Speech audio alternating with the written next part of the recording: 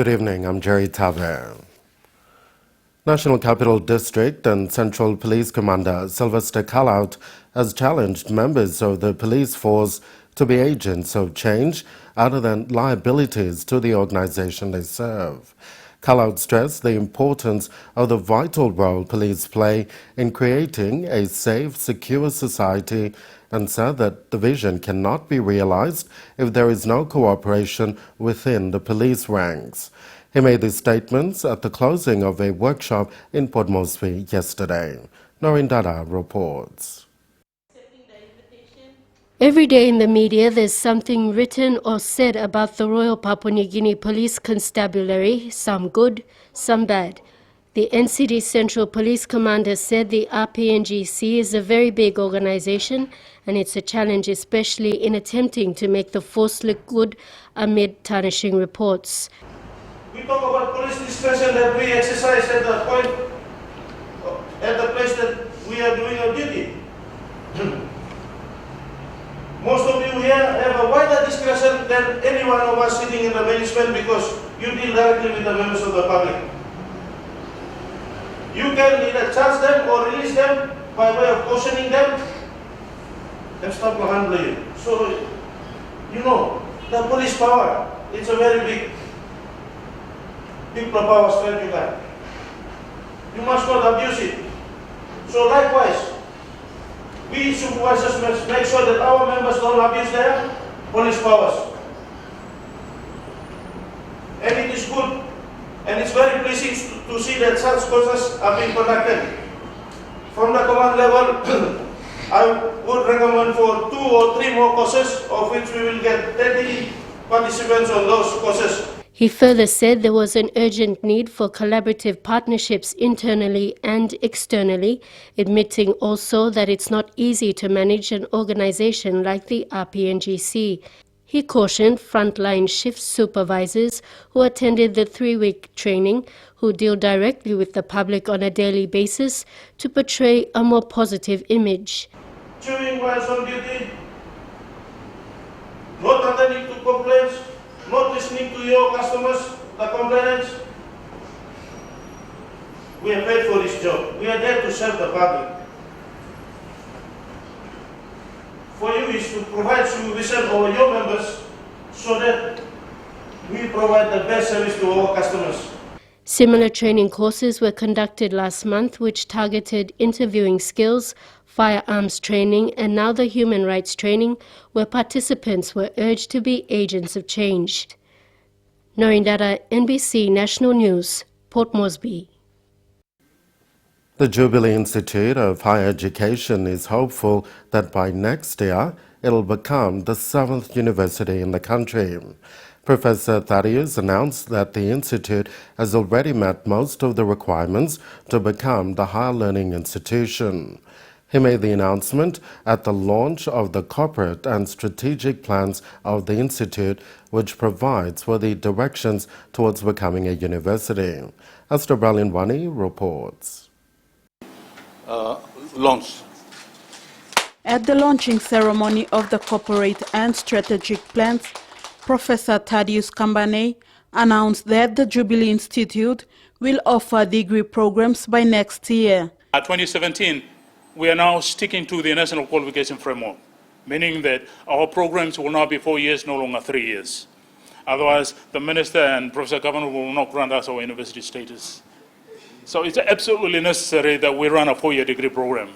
And we are hoping the documents Minister has been provided to the Department of Higher Education. We are hoping and trusting and believing that those approvals will be coming very soon. Apart from the 2 programs, business and education, they hope Department of Higher Education will approve and give the program accreditation to be ready for the upcoming grade 12s.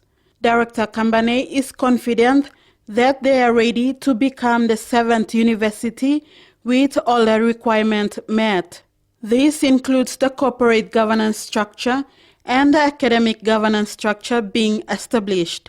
The entry requirement for the institute is GPA of 2.5, but students who score 2.0 to 2.4 will be accepted through the Jubilee College to do 2 years in business. However, Deputy Director Administration, Professor James Yoko, said for a plan to be successfully achieved, it required support from various systems. There must be adequate funding and resourcing of the higher education sector.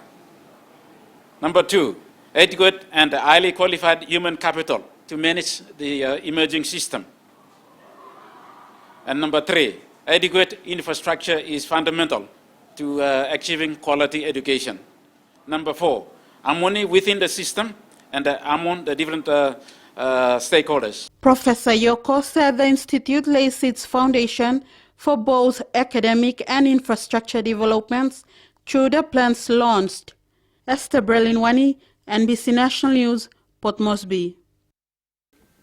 Australia will continue to support the autonomous region of Bougainville's cocoa industry.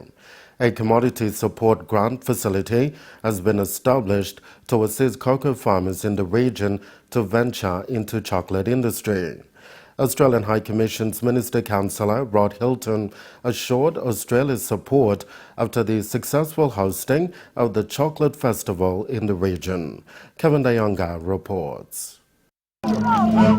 After the successful hosting of the Chocolate Festival in Bougainville, the autonomous Bougainville government is working with Papua New Guinea, Australia and New Zealand governments on a new commodity support facility. This support facility will provide grants to support improvements in cocoa production, quality and market access.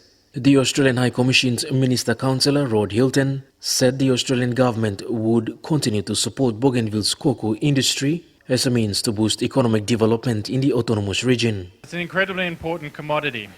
Cocoa offers to a family who may have a hectare of cocoa around approximately 8,000 kina per hectare of income. Now that income is important not just because of the money that they've got for cocoa and the importance of reinvesting that money in plots, but that income also goes to important health, education, schooling outcomes in communities. So cocoa really is the heart of the development of communities here in Bougainville. He further added that if Bougainville can build a reputation for consistently providing high-quality cocoa, it will put money into people's pockets and provide revenue to the autonomous Bougainville government, which can be used to provide services. A 7 million kina commodity support facility will conduct training and provide cocoa plants and tools to farmer groups. It will also help cocoa dryers and fermenters to install new facilities that won't taint the flavor of the cocoa beans. The inaugural Bougainville Chocolate Festival was a revelation for many growers as they experienced the wonders of Bougainville cocoa from the point of view of chocolate consumers. Chocolate samples were manufactured by Paradise Food Products and distributed during the festival so that growers and the general public could sample the produce of respective farmers. The autonomous Bougainville government's Minister for Primary Industries, Nicholas Daku, said the ABG saw tremendous potential for the industry and with current market prices increasing over the last decade by 200%, Bougainville farmers must grasp the opportunity for maximum benefit. So all of farmer from me, long growing cocoa, easy. But long making chocolate, hard. Long making good chocolate, hard. So this is the program from me player, and by helping me plan, from start on planning, he go through this something I call value chain, by me play improving, he go in the market. In the meantime, 3 regional workshops would be carried out in early August to help interested farmers and organizations meet the criteria for grant assistance. Kevin Dayonga, NBC National News, Port Moresby. Northern Province has launched its first ever provincial monthly newspaper called Northern Observer this week. The monthly issue comes at a cost of 500,000 kina and will feature all news and information on projects and events carried out by the provincial government.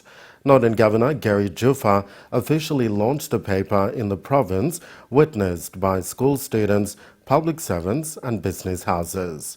Jason Gimawuri reports. The northern capital, Popondera, came alive this week with traditional dancing groups from Kokoda celebrating the momentous occasion. Governor Jufa pointed out that this project, like every other project, has taken so long because of the proper processes that he is following to deliver the projects. For example, the craft market for our mothers, the gymnasium, and the PEC complex, where my office is. I don't even have an office here. Well, it took this long because we are trying to do things the right way, to follow the law, to follow the procedures. We have contracted companies that are reputable, that we have made sure that the prices are the right prices. And to do that, we needed a system that works. Sadly, the system that we had before we came in did not work. It had broken down, and it had taken this long to fix that system. But I am starting to see change. Governor Jufa stressed the importance of having a monthly newspaper for the province to report and inform the people of Oro about how their money is spent through the provincial government. In this newspaper, we will have information about what the administration is doing. They are undertaking some amazing reforms. They are starting to put control measures in place. And we have put aside some funding for the training of our staff. And these changes, you don't know about it. But this newspaper will allow you to understand what is happening. This newspaper will tell you what I am doing. We intend to put in our papers the funds that we receive and how we are spending it. I have invited the 2 open members to do the same. In fact, they are invited to come here, but perhaps they're busy. But that's all right. We will liaise with their office and say, this is the province's newspapers, and all of us have a right to say something. There will be a section in here for children, a section for churches, for business, and for agriculture and education, so that it is not just a newspaper that is, we want to not tell you things that are not happening or make promises. We want to tell you facts. Jufa says for a start it is a monthly paper, but eventually will be a weekly newspaper for the province. Jason Gimawuri, NBC National News, Port Moresby. It's been 7 years in the making. Sport's largest event has kicked off in Rio. 11,000 athletes will be going for gold at the Games. They'll be taking part in events covering 42 different sporting disciplines. 206 countries are being represented at the event. And finally, there are 10 athletes making up the first ever refugee teams to compete at the Games. This opening ceremony very much had a Brazilian feel to it, and that's by design because these being such historic Olympics, the first time ever held in South America, whether it was the music or the colors or the atmosphere, it had very much a feel of Rio de Janeiro and of Brazil. One of the biggest cheers in the entire opening ceremony was when the refugee team took to the stadium. There are 10 athletes that are refugees that make up the Refugee Olympic team here. It's the first time ever that refugees have been represented in the Olympics. There are 10, 5 from South Sudan, 2 from Syria, an athlete from Ethiopia, and 2 from the Democratic Republic of Congo. They'll be competing in 3 different sports: judo, swimming, and track and field. So clearly the more than 70,000 people that were in Maracanã Stadium and more than 24 world leaders cheering all of the athletes, but there was really a touching moment when people took to their feet cheering on these refugee athletes competing for the very first time ever in the Olympics. Well, ahead of the opening ceremony, thousands of people protested against the Games. The Olympics are meant to unite the world under one banner, but they are also serving to highlight the deep divisions and problems within the host country, Brazil, and put it on the global stage. There are thousands of people here in Rio's emblematic Copacabana, and they are all protesting against Michel Temer, the interim president. It is Temer who will be hosting some 45 heads of state at the opening ceremony, instead of the elected president, Dilma Rousseff, who has been suspended and is facing an impeachment trial, which is expected to culminate as soon as the Olympics are over. These protesters regard Temer as an illegitimate president. Others are furious that millions of dollars are being used to fund a sports event rather than create jobs and houses for the homeless. Brazil is in a deep recession right now. Indeed, few could have imagined back in 2009 when Rio de Janeiro won the coveted bid to host the Summer Olympics that by 2016, Brazil would be living one of its worst economic and political crises. Former President Lula da Silva, who had put Brazil's name in the hat, says it is a painful moment for those who had organized the games. Eu só queria tentar. I only want to try and use my influence so that, with their intelligence, the Brazilian people won't confuse our political and economic problems with the Olympics. Because the Olympics are a festival for humanity. It's a festival for all the world's nations, and the athletes who are coming here, they are not to blame for our problems, so we have to receive them with open arms.